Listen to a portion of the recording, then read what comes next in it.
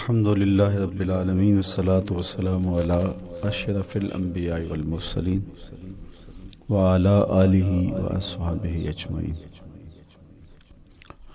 قال اللہ تعالی وتبارک فی القرآن المجید والفرقان الحمید۔ بسم اللہ الرحمن الرحیم۔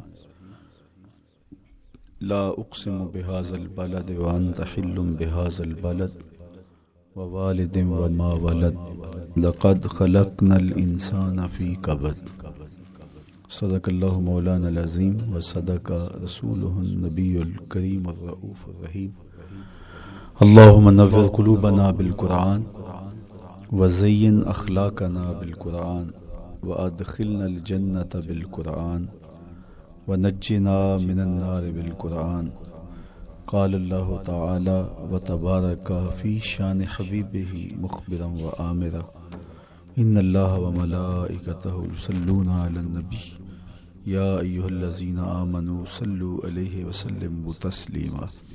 اللہم صلی علی سیدنا و مولانا محمد معدن الجود والکرم صلاۃ و سلاما علیک یا سیدی یا رسول اللہ۔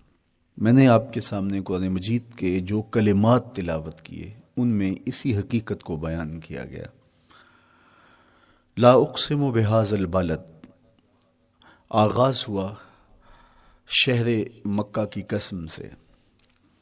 قسم ہے مجھے اس شہر کی، پھر وجہ قسم بھی بیان کی۔ وانت حل بہذا البلد، مجھے اس شہر کی قسم اس لیے کہ محبوب اس شہر میں تو جو بستا ہے، تیرا بسیرا ہے اس شہر میں، اس شہر کی گلیوں نے تیرے قدم چومے ہیں اور تیرے انفاس کی مہک اس کی فضاؤں میں بسی ہے، اس لیے مجھے قسم کہ یہاں تم رہتے ہو۔ اللہ اکبر۔ علماء کے مابین اس بات پر اختلاف ہے کہ مکہ المکرمہ افضل ہے یا مدینہ النبی صلی اللہ علیہ وآلہ وسلم افضل ہے۔ ایک علمی اختلاف ہے، بعض نے کہا مکہ المکرمہ افضل ہے، دلائل دیے، بڑا وزن ہے دلائل میں۔ بعض نے کہا مدینہ تو رسول صلی اللہ علیہ وآلہ وسلم افضل ہے، دلائل دیے، بڑا زور ہے دلائل میں۔ لیکن شیخ عبد الحق محدث دہلوی علیہ رحمہ اسی آیت سے روشنی لے کر کے لکھتے ہیں کہ جب حضور مکے میں تھے تو مکہ افضل تھا، جب مدینے آ گئے تو مدینہ افضل ہو گیا۔ جدھر جدھر سے وہ گزرتے گئے مجد و شرف بھی پیچھے پیچھے رہا۔ چند لمحوں کے لیے ٹھہرے تھے تم جس پیڑ کے نیچے۔ نشور وحدی کا لہجہ دیکھیے کتنا دل آویز ہے۔ چند لمحوں کے لیے ٹھہرے تھے تم جس پیڑ کے نیچے، سنا ہے آج تک اس پیڑ کا سایہ مہکتا ہے۔ تو مکے میں ہیں تو مکہ افضل، مدینے میں ہیں تو مدینہ افضل۔ تو شرف ان کے وجود مسعود سے ہے، وہ جدھر جدھر سے گزرتے جائیں گے وہاں وہاں ہی نور پھیلتا چلا جائے گا۔ اور پیر نصیر الدین علیہ رحمہ کا لہجہ یہاں کتنا خوبصورت دکھائی دیتا ہے۔ ایک بار وہ جدھر سے گزرے ہیں نصیر، ایک بار وہ جدھر سے گزرے ہیں نصیر، بار بار ادھر سے بہار گزری ہے۔ تو کہا کہ قسم ہے مجھے اس شہر کی، یعنی شہر مکہ کی۔ کیوں اس شہر کی قسم؟ وَأَنْتَ حِلٌّ بِهَذَا الْبَلَدِ، کہ محبوب اس شہر میں تمہارا قیام ہے، اس شہر میں تمہاری رہائش ہے، تمہارے انفاس کی مہک ہے اس شہر کی فضاؤں میں، اور تمہارے قدموں کو چھوا ہے اس شہر کی گلیوں نے، اس لیے قسم کہ یہاں آپ رہتے ہو۔ وَوَالِدٍ وَمَا وَلَدَ، اور قسم ہے باپ کی، اور قسم ہے جو اس کی اولاد ہے۔ والد سے مراد کیا ہے اور ما ولد سے مراد کیا ہے؟ تو اس کے بارے میں ایک قول یہ ہے کہ والد سے مراد حضرت ابراہیم علیہ السلام ہے، اور ما ولد سے مراد حضور علیہ السلام جو ان کے فرزند ہیں۔ ایک قول کہ والد سے مراد حضرت آدم علیہ السلام ہیں، اور ما ولد سے مراد ان کی ساری ذریت اور نسل ہے۔ تیسرا قول کہ والد سے مراد حضور علیہ السلام ہیں، اور ما ولد سے مراد حضور علیہ السلام کی ساری امت، حضور علیہ السلام کی ساری آل اطرت، حضور کے اصحاب۔ لیکن علماء نے پہلے قول کو ترجیح دی کہ مکہ المکرمہ کی قسم کی گئی تو پھر مناسبت بنتی ہے کہ حضرت ابراہیم کا ذکر بھی ہو، تو اس لیے والد سے مراد حضرت ابراہیم ہیں، اور ما ولد سے مراد حضور علیہ الصلوۃ والسلام کی ذات ستودہ صفات ہے۔ تو تین چیزیں ہوئیں جن کی قسم کی گئی۔ سب سے پہلے شہر مکہ کی قسم کی گئی، پھر حضرت ابراہیم علیہ السلام کی قسم کی گئی، اس کے بعد حضور علیہ الصلوۃ والسلام کے مبارک وجود کی قسم کی گئی۔ تین قسمیں کر کے کہا کیا گیا، چونکہ جو خالی ذہن شخص ہو، جب اس کو کوئی بات بیان کی جائے تو قسم سے آغاز نہیں کیا جاتا۔ متردد الذہن کو کوئی بات کرنی ہو تو قسم سے آغاز کیا جاتا ہے، یا پھر آپ جس مضمون کو بیان کرنے جا رہے ہیں وہ اتنا اہم ہے کہ اس کی اہمیت کو اجاگر کرنے کے لیے آپ کو قسم کرنا پڑتی ہے۔ تو یہ جو ما بعد کا مضمون ہے جس کو میرے رب نے بیان کیا، اس سے قبل ایک نہیں، دو نہیں، تین قسمیں کی، تو پھر کان تو کھڑے ہو گئے، سماعتیں تو بچھ گئیں کہ وہ کون سی شے ہے جس کو بیان کرنا مقصود ہے، اور اس سے قبل قسم پہ قسم کی جا رہی ہے۔ قسم محبوب شہر مکہ کی، قسم محبوب تیرے والد بزرگوار حضرت ابراہیم علیہ السلام کی، اور قسم تیرے پاکیزہ وجود کی۔ اب انسان بالکل سماعتیں بچھا کے منتظر ہے کہ قسم کی کس بات کی جا رہی ہے، کس بات پہ قسمیں ہو رہی ہیں۔ تو جواب آیا، قسم محبوب شہر مکہ کی جس میں آپ رہتے ہو، قسم آپ کے والد بزرگوار حضرت ابراہیم علیہ السلام کی، اور قسم آپ کے پاکیزہ وجود کی۔ لقد خلقنا الانسان فی کبد، ہم نے انسان کو مشقتوں میں رہتا پیدا کیا ہے۔ یعنی انسان کی زندگی کے اندر مشقتیں، مشکلیں، آلام، مصائب، حالات کی تلخیاں، سخت مراحل، یہ اس کی زندگی کا حصہ ہے، اور ہم نے اس کو ڈیزائن اس طرح کیا ہے کہ یہ ان ساری مشکلات سے نہ بردآزما ہوگا اور حالات کی تلخیوں کا مقابلہ کرے گا، اور خیر و شر کے ساتھ ساری زندگی اس کا تعلق رہے گا۔ تو یہ اگر سخت جان ہوا تو زندگی میں کامیاب اور بامراد ہوا، اور اگر یہ کمزور ہوا تو پیچھے رہ جائے گا۔ اور اس کے لیے جو قسمیں کی ہیں وہ تین ہیں۔ قسم کا اور جواب قسم کا تعلق ہوتا ہے، یعنی جس پہ قسم کی جا رہی ہے تو جو قسم کی جا رہی ہے اس کا کوئی آپس میں تعلق ہوگا۔ جب پھولوں کا ذکر کریں گے تو پھر اس کے متعلقات ہی بعد میں بیان کریں گے۔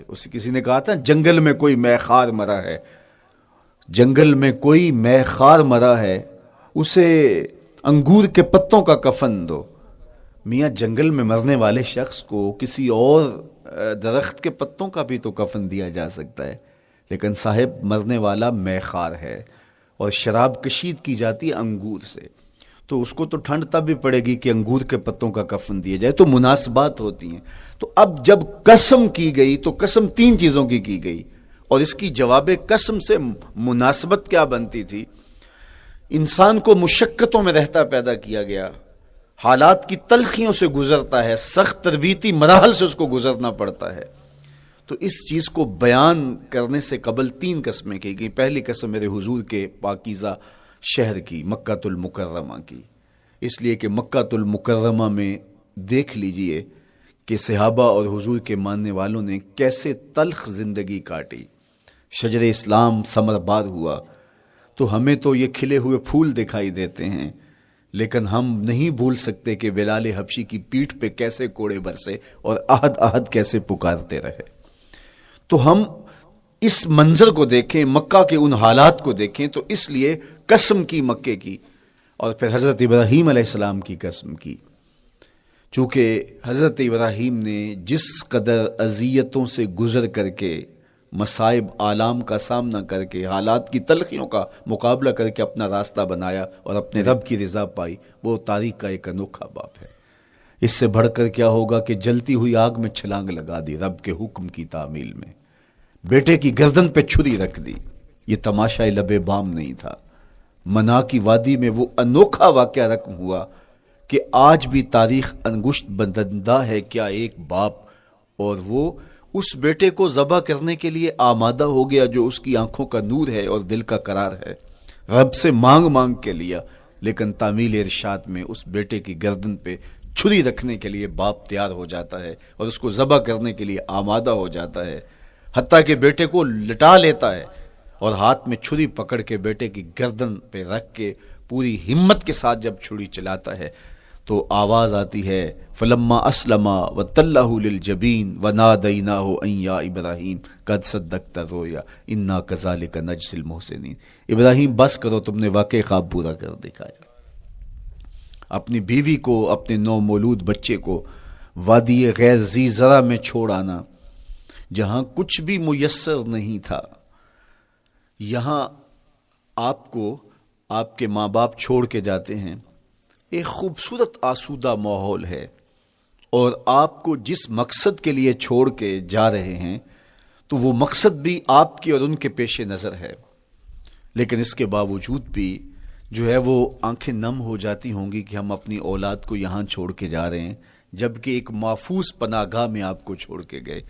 آپ کی تربیت کرنے والا ایک جو ہے وہ توانا طبقہ اور ایک توانا جو ہے وہ سٹاف موجود ہے جو آپ کی فکری، ذہنی، بدنی تربیت کے لیے کوشاں ہیں، لیکن اس کے باوجود بھی والدین محسوس کرتے ہیں لیکن اپنے نو مولود بچے کو وہاں چھوڑ کے جانا جہاں آب و دانہ بھی میسر نہیں تھا۔ مورخ اسلام فی جلندری نے اس وادی کا نقشہ کھینچتے ہوئے کہا، وہ وادی جس میں وحشت بھی قدم رکھتی تھی ڈر ڈر کے، جہاں پھرتے تھے آوارہ تھپیڑے بادے سر سر کے، جہاں پر گھاس اگتی تھی، جہاں نہ پھول کھلتے تھے، مگر وہ سرزمین تھی آسماں بھی جھک کے ملتے تھے۔ تو اس وادی میں چھوڑ کے آنا، حضرت ابراہیم نے جو امتحانات دیے، اس لیے ان کی قسم کی، چونکہ جواب قسم کا تعلق بنتا ہے تو قسم ابراہیم کے پاکیزہ وجود کی کہ جنہوں نے دکھ سہے، تکالیف، آلام گوارا کی، لیکن پائے ثبات میں لغزش نہیں آنے دی۔ تیسری قسم میرے حضور کے پاکیزہ وجود کی فرمایا جتنے دکھ مجھے دیے گئے، جتنی اذیتیں مجھے پہنچائی گئیں، اتنی کسی کو نہیں دی گئیں۔ پیدا ہوئے تو حضور کے باپ کا سایہ سر پہ نہیں تھا، پھر اس کے بعد حضور مختلف مراحل سے گزرے، 6 سال کی عمر میں ماں کا انتقال ہو گیا۔ جب راہ حق میں لوگوں کو دعوت رشد و ہدایت دینے نکلے تو جو لوگوں کے رویے تھے اور جو اذیتیں لوگوں نے پہنچائیں وہ ایک الگ باب ہے۔ مکے کی گلیوں سے لے کے طائف کے بازاروں تک جن اذیتوں سے میرے حضور گزرے، ام المومنین سیدہ عائشہ رضی اللہ تعالیٰ عنہ فرماتی ہیں، ایک دن حضور کی بارگاہ میں حاضری تھی تو ہم نے عرض کیا حضور کیا احد کے دن سے سخت دن بھی زندگی میں کبھی گزرا ہے؟ صحابہ کی نظر میں اس دن سے سخت دن کبھی زندگی میں نہیں آیا، اس لیے کہ جب 70 صحابہ کی لاشیں پڑی تھیں، حضور کے چچا حضرت امیر حمزہ شہید کر دیے گئے، اور نہ صرف انہیں شہید کیا گیا، ان کا مسئلہ کیا گیا، اعضائے بدنیاں کاٹ دیے گئے، ناک کاٹ لی گئی، زبان کاٹ لی گئی، بدن چیر کے کلیجہ نکالا گیا، اور پھر ان اعضاء کا ہار پرویا گیا، اور ہندا نے گلے میں ڈال کے رقص کیا، آنکھوں میں نیزے چبھوئے گئے۔ تو یہ دردناک دن تھا۔ تو حضور کے سر انور پہ سفید رنگ کی پٹی بندھی تھی اور چشمان رحمت میں آنسو تھے، اور بار بار فرماتے تھے ما فعل امی، میرے چچا کی کہانی سناؤ۔ تو یہ دردناک دن تھا جو صحابہ نے اپنی آنکھوں سے دیکھا۔ تو انہوں نے کہا حضور کیا احد کے دن سے سخت دن بھی کبھی زندگی میں آیا؟ ان کا خیال تھا کہ حضور فرمائیں گے ہاں یہ میرا زندگی کا مشکل ترین اور سخت ترین دن تھا، لیکن حضور نے فرمایا ہاں عائشہ، جب طائف کے بازاروں میں تیری قوم نے مجھے پتھر مارے تو یہ دن احد کے دن سے بھی سخت تھا۔ حضور ان کے 3 سرداروں کے پاس پیغام حق لے کے گئے، لیکن انہوں نے آگے سے جو رویہ اختیار کیا وہ اتنا اذیت ناک تھا۔ حضور نے فرمایا کہ ٹھیک ہے، میں تمہاری خیر خواہی کا جذبہ لے کے تمہارے تک پہنچا ہوں، تم نے میری دعوت کو قبول نہیں کیا، تمہاری مرضی، تمہارا مقسوم، چلو اب یہ بات میرے اور تمہارے درمیان رہنی چاہیے، اس بات کو راز رہنا چاہیے، اہل مکہ تک یہ بات نہ پہنچے۔ انہوں نے کہا ہم کیوں راز رکھیں، بلکہ اوباشوں کے ہاتھ میں پتھر دے دیے، اور حضور جب واپس ہونے لگے تو وہ حضور کے پاؤں پہ سنگزنی کر دے۔ حضور اپنا ایک پاؤں اٹھاتے تو دوسرے پاؤں پہ مارتے، شدت درد اور احساس کرب سے حضور بیٹھ جاتے تو ان کے غنڈے دائیں بائیں سے بڑھتے اور کندھوں سے پکڑ کے حضور کو اٹھاتے اور مشق سنگزنی کرتے۔ نالین خون سے بھر گئے، لخت لخت زخمی ہوا۔ اللہ اکبر! کیا دردناک لمحے تھے، کیا تکلیف بری گھڑیاں تھی. تو کہا کہ جب طائف کے بازاروں میں تیری قوم نے مجھے پتھر مارے تو یہ دن احد کے دن سے بھی سخت تھا. اچھا، جب حضور پر اس طرح آلام و مصائب ٹوٹ پڑے تو حضور کے ساتھ جو صحابہ تھے انہوں نے کہا حضور ان کے لیے بد دعا کر دیجئے. تو میرے حضور بولے میں رحمت بن کے آیا ہوں، میں رحمت بن کے آیا ہوں. اللہ اکبر. ان کا تقاضا پہم بڑا تو حضور کے ہاتھ اٹھ گئے اور پھر حضور نے جو کہا سنیے، اللہم اہد قومی فإنہم لا یعقلون. اے اللہ میری قوم کو ہدایت دے دے، یہ مجھے جانتے نہیں، اگر جانتے تو ان کا میرے ساتھ یہ رویہ نہ ہوتا.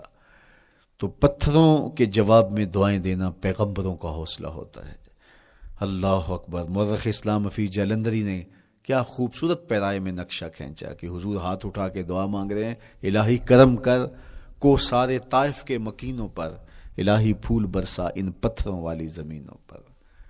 تو حضور نے دکھ سہے، تکلیفیں سہی. اب 3 قسمیں کی. شہر مکہ کی قسم جہاں حضور کے صحابہ نے تکلیفیں سہی، اس شہر کی گلیوں میں انہیں گھسیٹا گیا اور ان کو کچی کھالوں میں لپیٹ کے دھونیاں دی گئیں، انہیں اذیت ناک مراحل سے گزارا گیا.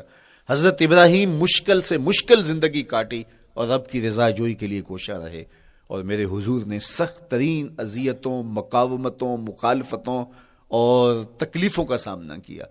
تو ان 3 چیزوں کا حوالہ دے کر، ان 3 چیزوں کی قسم کر کے اب انسان کو بتایا جا رہا ہے کہ تم مشکلات سے تمہیں گزرنا پڑے گا، حالات کی تلخیاں تمہیں سہنی پڑیں گی. کسی مرتبے تک پہنچنے کے لیے تمہیں پھر تکلیفوں کی راہ اختیار کرنی پڑے گی. تم کون ہوتے ہو؟ میرا محبوب ہو تو تکلیفیں وہ بھی اٹھائے، 2 جہاں کا مالک ہو اور طائف کے بازاروں میں اس کے پاؤں پہ بھی پتھر پڑیں، اور کونین کا سردار ہو اور ان کے اوپر اوجری ڈال دی جائے، کائنات کا مالک ہو اور ان کو مکے کی گلیوں کے اندر ان کے گلے میں عقبہ بن ابی معیط کپڑا ڈالے اور تاؤ دے. تو کیا ان مشکلات سے تم بچ سکتے ہو؟ جب تم کسی منزل تک پہنچنا چاہتے ہو تو پھر یہ حوالے ماضی کے دیکھ لو. 3 قسمیں کر کے اس حقیقت کو بیان کیا. ابراہیم علیہ السلام کے وجود کو دیکھ لو، حضرت مصطفیٰ کریم علیہ السلام کی ذات ستودہ صفات کو دیکھ لو، اور مکے کی گلیوں میں صحابہ کے ساتھ جو ظلم اور جبر ہوئے اور انہوں نے جو مصیبتیں اور مشقتیں کاٹی وہ ساری دیکھ لو. تو 3 قسمیں کھا کر کے کہا کہ بے شک انسان مشقتوں میں رہتا پیدا کیا گیا ہے. اس لیے قافلہ انسانی کے وہ افراد جو کسی منزل کے متلاشی ہوتے ہیں، جو جستجو کی زندگی بسر کر رہے ہوتے ہیں، ان کو پھر مشکلات سے گزرنا پڑتا ہے اور حالات کی تلخیاں ان کو گوارا کرنا پڑتا ہے، کشاکش حیات سے ان کو ٹکرانا پڑتا ہے، اور ان کو آگے بڑھنے کے لیے ان کو تکلیفوں سے گزر کر کے، جان گسل مراحل سے گزر کر کے پھر منزل کی طرف عازم سفر ہونا پڑتا ہے. کیا میں نے اس خاکدان سے کنارہ جہاں رزق کا نام ہے آب و دانہ، پلٹنا جھپٹنا جھپٹ کر پلٹنا، لہو گرم رکھنے کا ہے ایک بہانہ. پرندوں کی دنیا کا درویش ہوں میں کہ شاہی بناتا نہیں آشیانہ. تو زندگی مشکل مراحل سے گزر جانے کا نام ہے. اقبال نے کہا تھا ہے شباب اپنے لہو کی آگ میں جلنے کا نام. یہ زندگی آسان نہیں ہے، یہ حالات کی تلخیوں کا مقابلہ کرنے کا نام ہے، یہ ضبط نفس کا نام ہے، یہ اپنے من کی تربیت کا نام ہے. حضرت امام راضی آیت کریمہ کے تحت لکھتے ہیں کہ جب بچہ شکم مادر میں ہوتا ہے تو وہ 3 پردوں میں ہوتا ہے، ایک جھلی کا پردہ، ایک رحم مادر کا پردہ اور ایک پیٹ کا پردہ. تو 3 پردوں میں وہ بیچارہ بڑی عجیب سی حالت میں ہوتا ہے. یہ اس کا پہلا مرحلہ ہے تخلیق کے بعد. اس کے بعد پیدائش کا دوسرا مرحلہ ہے. یہ زچہ بچہ دونوں کے لیے موت و حیات کے مرحلے ہوتے ہیں. اس کے بعد وہ پیدا ہوا، اس دنیا پہ آیا تو اس کی مشکل کیا ہے؟ زبان ہے، بولنا نہیں جانتا، دیکھتا ہے پہچان نہیں سکتا، سنتا ہے سمجھ نہیں سکتا، ہاتھ ہیں پکڑ نہیں سکتا، ٹانگیں ہیں چل نہیں سکتا. کتنی مشکل بن گئی. یہ سب کچھ چیزیں ہونے کے باوجود بھی وہ بے بس دکھائی دیتا ہے. اس کو دودھ مانگنے کے لیے بھی رونا پڑتا ہے. تو یہ ایک مرحلہ تھا. پھر آہستہ آہستہ اس نے بولنا سیکھا، ایک ایک حرف کر کے، لفظ لفظ جوڑ کے وہ جملے مکمل کرتا رہا. آج تو زبان کا طوطی بولتا ہے، آج تو بات کریں تو جو ہے وہ ماحول تھم جاتا ہے. لیکن انسان ذرا پلٹ کے آغوش مادر میں تیری ماں نے ایک ایک حرف تجھے سکھایا تھا، ایک ایک لفظ تجھے سکھایا تھا، لفظ لفظ کر کے، حرف حرف کر کے جملے بنے، اور آج تیری گفتار کی شوخی کے تذکرے زمانے میں ہیں، تو پھر تجھے بولنا سکھایا، تو چل نہیں سکتا تھا، آج تیری جو ہے وہ جولانیاں دیکھنے والی ہیں، تیری رفتار کو کوئی چھو نہیں سکتا ہے، تیری آنکھوں کی بجلیاں آج عقابوں سے بڑھ کر ہیں، آج تیرے کانوں کے اندر نغموں کا جہاں آباد ہے، آج تیرے ہاتھوں کی گرفت کہ آگے شیر غراں بھی ہو تو وہ بھی بے بس ہو جاتا ہے، لیکن دیکھ تو کتنا مجبور تھا۔ اچھا چلو وہاں سے آگے آئے، پھر زندگی کو سیکھنا پڑتا ہے، آداب سیکھنے پڑتے ہیں، کس سے کیا بات کرنی ہے سیکھنا پڑتا ہے، آگے بڑھے، جوانی کی دہلیز پہ پہنچے۔ جوانی انسان کی زندگی کا باقپن ہوتا ہے، عروج ہوتا ہے، اللہ اکبر، لیکن جوانی کو تقدس معاب رکھ کے منزل تک پہنچانا یہ سب سے مشکل مرحلہ ہوتا ہے، چونکہ جذبات بے قابو ہیں، خواہشیں آوارہ ہیں، اور تا حد نظر نظارے ہی نظارے جو دل کو کھینچتے ہیں۔ اب اپنے تقدس کو جو شخص محفوظ رکھے، کائنات میں سب سے قیمتی جوہر حضرت انسان کا اس کی عصمت کا جوہر ہے، اور سب سے حسین چہرہ وہ ہے جو جنسی کالک سے اپنے آپ کو بچا لے۔ تو جوانی ہو، باقپن ہو، اور پھر اپنی خواہشات کو بے قابو نہ ہونے دیا جائے، سب سے مشکل مرحلہ پوری زندگی میں یہ آتا ہے۔ کسی نے کہا تھا کتاب زیست کا ایک اور باب بیت گیا، شباب بیت گیا، ایک عذاب بیت گیا۔ تو شباب کا ختم ہونا اور اس کو خیریت سے منزل تک پہنچنا، یہ کتنا بڑا مشکل مرحلہ ہوتا ہے، جس کا جوانی میں باطن کا چہرہ مسخ ہو جاتا ہے اور جنسی کالک سے جو چہرہ آلودہ ہو جاتا ہے، اس کا عفت کا دامن داغدار ہو جاتا ہے۔ تو اس لیے وہ چہرہ تاباں ہے، وہ چہرہ روشن ہے، وہ چہرہ منور ہے جو اپنے آپ کو کالک نہیں لگنے دیتا اور اپنی عصمت کی حفاظت کرتا ہے۔ میرے حضور نے بھی ارشاد فرمایا، سبعۃ یظلھم اللہ تعالی فی ظلہ یوم لا ظل الا ظلہ، 7 اشخاص ایسے ہیں قیامت کے دن جب کوئی سایہ نہیں ہوگا، اللہ ان کو اپنے عرش کا سایہ عطا کرے گا۔ ان میں سے پہلا شخص امام عادل حکمران، دوسرا شخص وشاب نشأ فی عبادت اللہ، وہ جوان جس کی جوانی اللہ کی عبادت میں بسر ہوئی۔ تیسرا وہ شخص ورجل قلبہ معلق بالمساجد، وہ شخص جس کا دل مسجد میں لگتا ہے، مسجد میں جمتا ہے۔ اور چوتھا شخص ورجل دعته امرأة ذات منصب وجمال فقال انی اخاف اللہ، وہ شخص جس کو دعوت گناہ ملی اور حسن قدموں میں بچھنے کے لیے بےتاب ہوا، اور اس نے کیا کہا، انی اخاف اللہ، میں اللہ سے ڈرتا ہوں، میرا اللہ مجھے دیکھ رہا ہے۔ میرے حضور نے فرمایا قیامت کے دن جب کوئی سایہ نہیں ہوگا، اللہ اس کے اوپر اپنے عرش کا سایہ تان دے گا، جو اپنی عصمت کے جوہر کو بچا گیا۔ تو یہ ایک مشکل مرحلہ تھا، اپنی جوانی کے تقدس کی حفاظت کرنا۔ میرے حضور نے ارشاد فرمایا انا حبیب اللہ، میں اللہ کا حبیب ہوں۔ جو جوان جوانی میں توبہ کرتا ہے وہ بھی اللہ کا حبیب ہے۔ کتنا بڑا اعزاز ہے اور کتنا بڑا کمال ہے جو شخص کو ملتا ہے جو جوانی میں اپنی عصمت کے تقدس کی حفاظت کرتا ہے، اپنی آبرو پہ پہرا دیتا ہے، اپنی نظروں کی حفاظت کرتا ہے، اپنی سوچوں کو آوارہ نہیں ہونے دیتا، اپنے خیالوں کو بھٹکنے نہیں دیتا، اپنی خواہشات کو بے قابو نہیں ہونے دیتا۔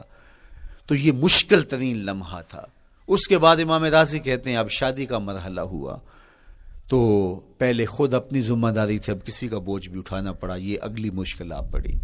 پھر بچے ہوئے تو پھر اپنی زندگی تو ختم ہو گئی، پھر ساری زندگی، پھر بڑھاپے میں چلے جائیں، ارذل العمر تک چلے جائیں، یہ ساری زندگی مشکلات لقد خلقنا الانسان فی کبد۔ تو ہمیں عملی طور پہ مشکلات کے مقابلے کے لیے تیار ہونا چاہیے۔ دیکھیے ہم جب شکار کرنے جاتے ہیں اور وہ خطرناک جنگل ہو جس میں شیر، بھیڑی اور دیگر جانور بھی ہوں، تو پھر ہم حفظ ما تقدم کے طور پہ سب کچھ ساتھ لے کے جاتے ہیں اور اس انداز سے جاتے ہیں کہ ہمارے اوپر اگر کوئی حملہ ہو تو بچاؤ کی یہ تدبیر ہو۔ تو ہم عملی طور پہ اس کے لیے خود تیار ہوتے ہیں، تو پھر کوئی ہونے والا حملہ غیر متوقع نہیں ہوتا اور ہم اس کے لیے اپنے آپ کو مستعد اور فعال پاتے ہیں۔ اسی طرح میں اور آپ اگر زندگی کے اس فلسفے سے آگاہ نہیں ہوں گے کہ زندگی مشکلات کا مجموعہ ہے، حالات کی تلخیاں ساری زندگی ہمارے ساتھ رہیں گی، تو کوئی بھی تکلیف، کوئی بھی اذیت، کوئی بھی ایسا واقعہ جو ہم نہیں چاہ رہے ہوں گے وہ روح پذیر ہوگا تو ہم گھبرا جائیں گے اور پھر اس وقت ہم دکھی ہو جائیں گے۔ اس لیے ہمیں یہ قرآن نے سکھایا ہے کہ تم عملی طور پہ زندگی کی سختیوں کا مقابلہ کرنے کے لیے آمادہ اور تیار ہو جاؤ۔ قرآن مجید میں جو صبر کا لفظ ہے اس کا مفہوم یہ ہے کہ حالات کی جو تلخیاں تمہارے اوپر آتی ہیں، وہ غربت بھی ہو سکتی ہے، وہ بیماری بھی ہو سکتی ہے، وہ لوگوں کی عداوت اور دشمنی بھی ہو سکتی ہے، وہ اور بہت ساری چیزیں ہوتی ہیں، وہ جنگوں کی حالت کا بپا ہو جانا اور تمہارا دشمنوں کے نرغے میں گر جانا، یہ سب کچھ ہو سکتا ہے۔ تو اس کے اوپر استقامت کے ساتھ تم کھڑے رہو اور تم ان کو برداشت کرنے کی اپنے اندر ہمت اور حوصلہ رکھو، تو پھر وہ تمہارا صبر ہوگا، اور یہ قوت اگر تمہارے اندر پیدا ہو جاتی ہے تو پھر تمہاری زندگی آسان اور سوکھی ہو جاتی ہے۔ لیکن اگر یہ دولت تمہیں نصیب نہیں ہوتی تو پھر ساری زندگی دکھوں اور شکووں سے بھری رہتی۔ اس لیے ہمیں یہ چیز سیکھ لینی چاہیے کہ زندگی نام ہی مشکلات سے نہ برد آزما رہنے کا ہے۔ عملی طور پہ ہم دیکھو، ہمیں پتہ ہے سردی آ رہی ہے تو اس کا ہم پہلے انتظام کرتے ہیں، تو سردی ہمیں دکھی نہیں پھر کرتی، ہم سردی سے بھی لطف لیتے ہیں، موسم برسات سے بھی مزہ لیتے ہیں، اور گرمی سے بھی ہم ایک حاص حاصل کر لیتے ہیں اگر ہم اس کو جو ہے اس کے لیے عملی طور پہ اپنے آپ کو تیار کر لیں۔ لیکن اگر ہم اس کے لیے تیاری نہیں کریں گے تو سوائے گھبراہٹ کے اور کچھ نہیں ہوگا۔ تو مجھے اور آپ کو عملاً اپنے آپ کو اس بات کے لیے آمادہ کرنا پڑے گا کہ زندگی حالات کی تلخیوں سے ٹکرانے کا نام ہے، اور ساری زندگی ہمیں ان مراحل سے گزرتے رہنا پڑے گا۔ اور قرآن نے جو ہے وہ 3 قسمیں کر کے، اور 3 قسمیں بھی شہر مکہ کی اور محبوب کریم کے پاکیزہ وجود اور جناب ابراہیم علیہ الصلوۃ والسلام کی، تاکہ تمہیں پتہ چلے جب ان کو بھی ان مراحل سے گزرنا پڑا میں اور آپ کیا بیچتے ہیں۔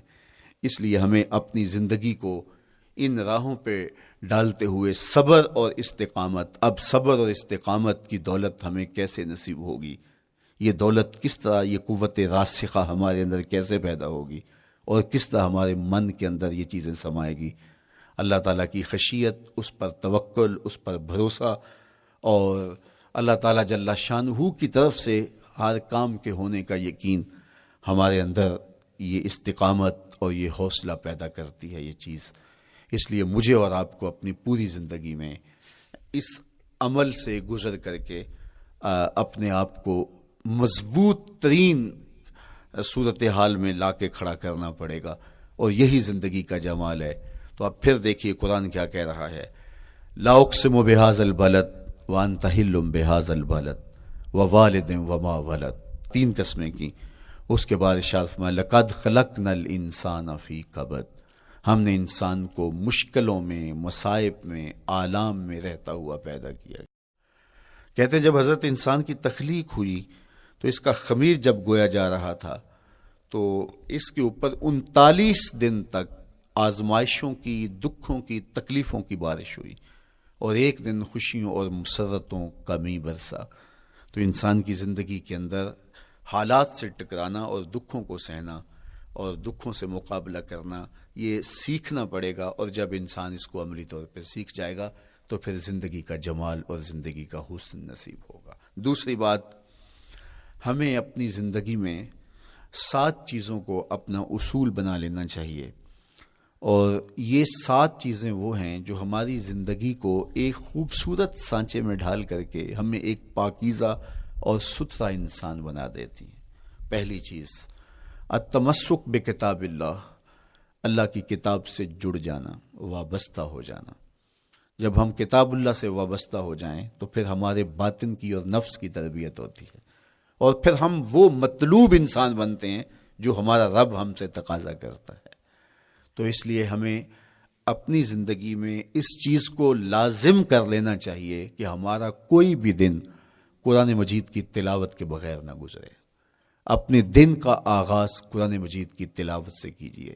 سورہ یاسین سے جو اپنے دن کا آغاز کرتا ہے سارا دن اللہ کی امان میں رہتا ہے، اس کی حفاظت میں رہتا ہے.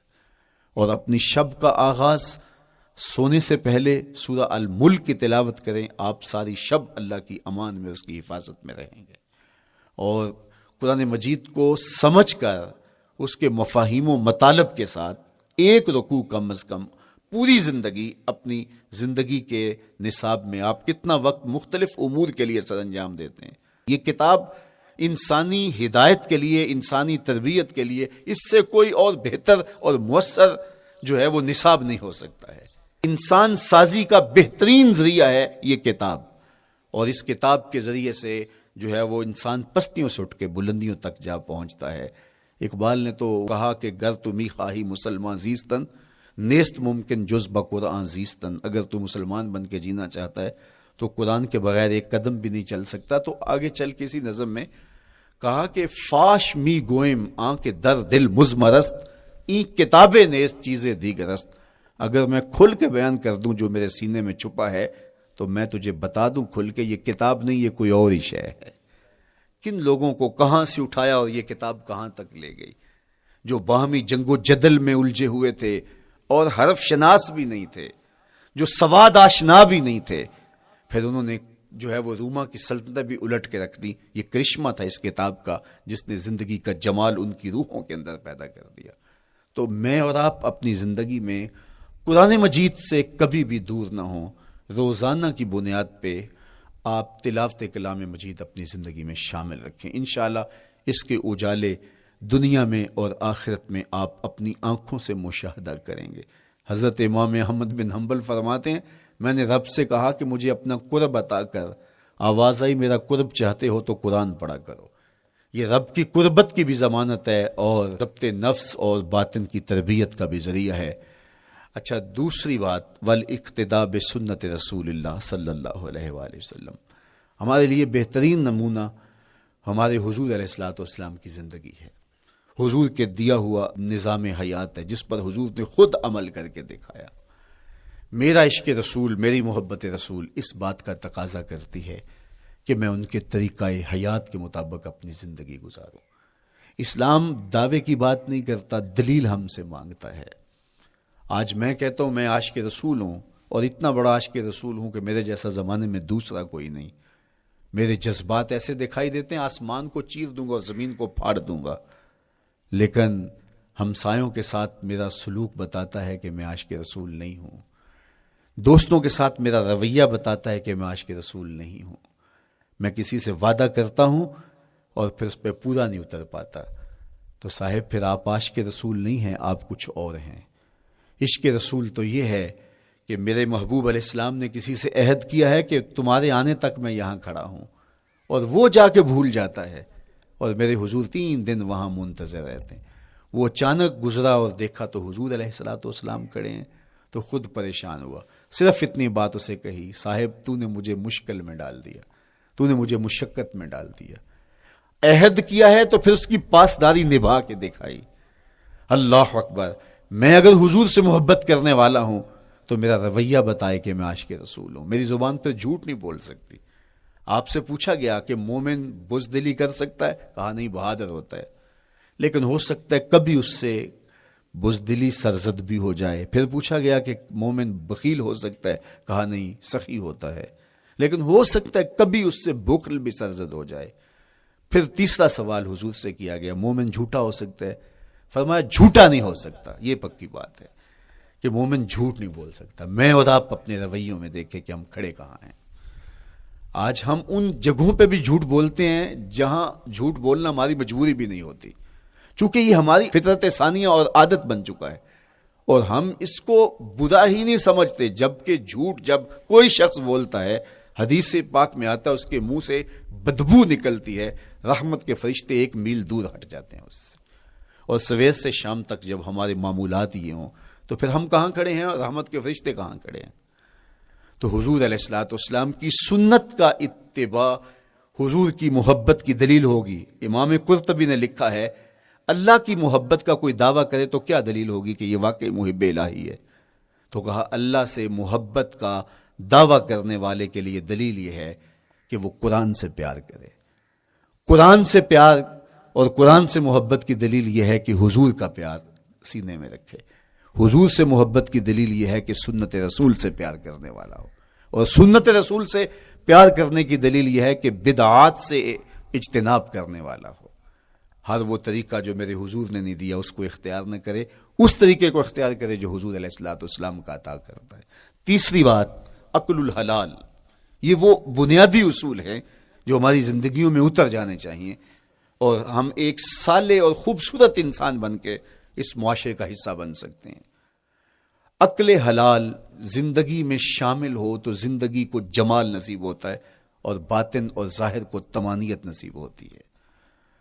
اگر رزق پاک نہیں ہے تو آپ کعبے بھی جائیں تو وہاں بھی آپ محروم پلٹیں گے.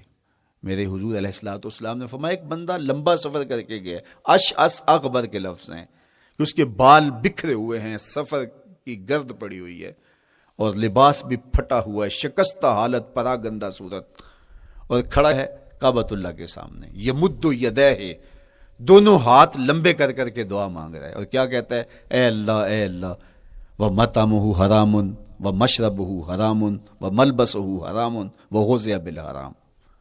فرمایا اس کا کھانا حرام کا ہے, اس کا پینا حرام کا ہے, اس نے جو لباس پہنا ہے وہ حرام کا ہے. میرے حضور فرماتے ہیں بتاؤ اس کی دعا کیسے قبول ہوگی. اب لمبا سفر کاٹ کے حرم کعبہ میں پہنچے, غلاف کو پکڑ پکڑ کے دعائیں کر رہا ہے, لمبے لمبے ہاتھ کر کے دعائیں مانگ رہا ہے, ملتزم سے لپٹا ہوا ہے, حتیم میں سجدہ ریز ہو کے رو رو کے دعائیں مانگ رہا ہے, لیکن دعا قبول نہیں ہوتی. کیوں؟ اس لیے کہ اس کے پیٹ میں لقمہ حرام کا ہے, اس کے بدن پہ لباس حرام کا ہے. تو اسلام نے جتنا زور حلال کمانے, حلال کھانے اور حلال اختیار کرنے پر دیا ہے, تو ایک مومن اگر اسلام کے مبادیات سے بھی آگاہ ہو تو اس کی تو زندگی کے اندر جو ہے وہ حرام گھس ہی نہیں سکتا ہے, بلکہ وہ مشکوک سے بھی اجتناب کرے. چوتھی چیز, کف الاذی. اپنے آپ کو ایسا بناؤ کہ تمہارے وجود سے کسی کو ضرر اور تکلیف نہ پہنچے. ہمارا اسلام تو ہمیں یہ بتاتا ہے کہ تم پیاز یا لہسن کھا کے مسجد میں نہ جاؤ کہ تمہارے منہ سے جو سمیل آتی ہے اس سے کسی کو تکلیف نہ پہنچے. تو یہ اسلام کی دی ہوئی تعلیمات ہیں کہ مسجد میں بھی جانا ہے تو اپنے آپ کو دیکھو کہ تمہاری حالت کیا ہے, تمہاری وجہ سے کسی کو تکلیف نہ پہنچے. تمہارے رویے اتنے خوبصورت ہوں, تمہارے ہمسائے بتائیں کہ یہ واقعی مسلمان ہے. مسلمان کی تعریف کی گئی, المسلم من سلم المسلمون من لسانہ و یدہ. مسلمان کون ہے؟ جس کے ہاتھ سے, جس کی زبان سے دوسرا مسلمان بھائی محفوظ ہے, تو وہ مسلمان ہے. اللہ اکبر. ہم یہ جو کہتے ہیں السلام علیکم, اس کو کہتے ہیں تحیت المسلم, مسلمان کا تحیت. تو اس میں اس کے معنی پہ غور کریں تو ہم اس کو ضمانت دے رہے ہوتے ہیں, السلام علیکم, تیرے اوپر سلامتی ہو. تو ہم اپنی جانب سے اسے ضمانت دیتے ہیں, میرے بھائی میری طرف سے تیری عزت, تیری جان, تیری